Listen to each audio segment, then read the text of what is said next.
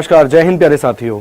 जैसे कि आप सभी लोग जानते हैं कि इस ब्रह्मांड के बारे में जितना हम जानने की कोशिश करते हैं उतने ही रहस्यों से भरा हुआ है हमारा ब्रह्मांड। हम जितना ब्रह्मांड को जानने की कोशिश करते हैं उतने ही ज्यादा रहस्य कहीं ना कहीं खुलते ही चले जाते हैं। पहले हम केवल और केवल ये जानते थे कि हमारी एक पृथ्वी है और हो सकता है कि उसका एक चांद होगा। धीरे धीरे कर कर बहुत सारी चीजों की डिस्कवरी हुई। हमें तो ये भी नहीं पता था कि हमारी एक गैलेक्सी के अलावा कोई और भी गैलेक्सी होगी, मगर धीरे धीरे कर कर ब्रह्मांड की खोज जो है वो दिन प्रतिदिन बढ़ती ही चली जा रही है और उसमें नए नए प्रकार के ग्रह और गैलेक्सी शामिल होती जा रही है। आज हमें इसी एक ग्रह के बारे में, मतलब एक ग्रह के बारे में चर्चा करनी है जो पहले तो एक ग्रह हुआ करता था, बाद में उसे बोना ग्रह घोषित कर दिया गया। उम्मीद करूंगा बोना ग्रह बोलने भर से आप समझ गए होंगे। आज हमें बात करनी है प्लूटो के बारे में। प्लूटो जो कि हमारे सौर मंडल का पहले एक ग्रह था, जो कि 9वां नंबर का ग्रह था हमारे सौर मंडल का, मगर उसे 2006 में घोषित कर दिया गया डॉर्फ प्लैनेट, एक बोना ग्रह, एक छोटा प्लैनेट। ठीक है, डॉर्फ प्लैनेट की परिभाषा क्या रहेगी, बोना ग्रह क्या होता है, इसके बारे में विस्तार पूर्वक हम समझेंगे धीरे धीरे कर। मगर आप समझ लीजिए केवल अभी इतना कि हमारे पास 8 तो ग्रह हैं। जो हमारा पहले एक 9वां ग्रह हुआ करता था उसे 2006 में घोषित कर दिया गया था बोना ग्रह।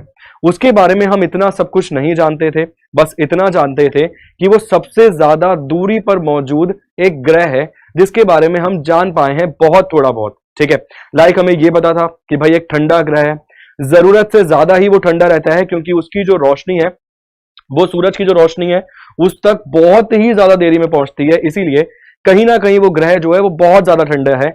उस पर बिल्कुल भी परिस्थिति हो ही नहीं सकती है कि कोई जीव सरवाइव कर सके या रह सके। मगर नासा के एक मिशन, न्यू होराइजन मिशन के द्वारा हाल ही में ली गए चित्रों के द्वारा कुछ बहुत ही ज्यादा रहस्य से भरी हुई चीजें उजागर हुई हैं जो कि आज तक इस ब्रह्मांड में कभी नहीं देखी गई थी और ना ही कभी साइंटिस्ट इसके बारे में सोच सकते थे। चलिए चर्चा करते हैं वो क्या चीज है और क्यों साइंटिस्ट का ध्यान अब दोबारा से केंद्रित हो गया है एक बोने ग्रह प्लूटो की तरफ। आप देख सकते हैं पीछे आपको कुछ चित्र नजर आ रहे होंगे। आपने वॉल्केनो के बारे में जरूर सुना होगा, आपने ज्वालामुखी के बारे में जरूर सुना होगा।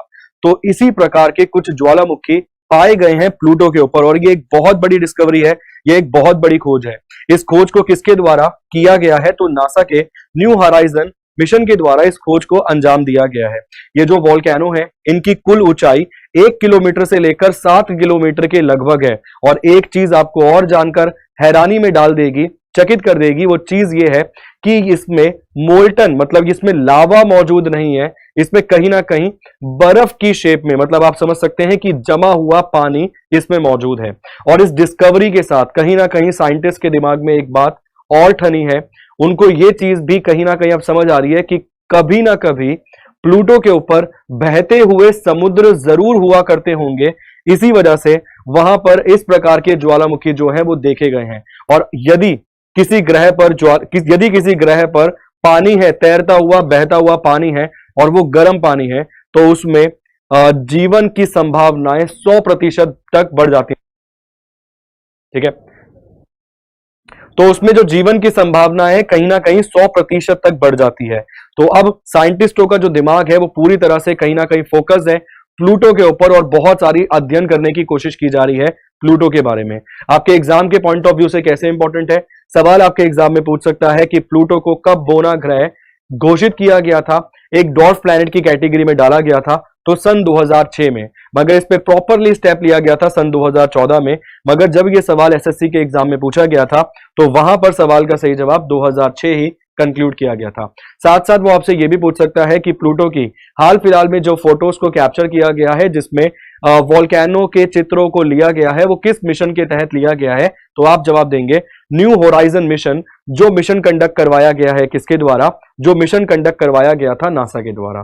तो इसी प्रकार की अपडेट्स के लिए जुड़े रहिए हमारे साथ। हमारे लिए बहुत ज्यादा इंपॉर्टेंट है आपके एग्जाम और हम कोशिश करते हैं कि ज्यादा से ज्यादा आपको इस प्रकार के फैक्ट्स एंड फिगर्स बताएं जो आपके एग्जाम के लिए महत्वपूर्ण रहे। और ये पूरी की पूरी न्यूज आप देख सकते हैं बियॉन्ड न्यूज के द्वारा हमने ली है। ठीक है, तो बहुत बहुत शुक्रिया, बहुत बहुत धन्यवाद आने के लिए और अंत तक बने रहने के लिए। सब्सक्राइब कर देना चैनल को, साथ साथ लाइक कर देना, और अगर आप चाहते हैं इसी प्रकार की और अपडेट्स के साथ जुड़ना तो फॉलो कर लीजिए, मतलब बेल आइकन को दबा लीजिए। Thank you so much. जय हिंद, जय भारत, जय एग्जामपुर कर, विजय एग्जामपुर।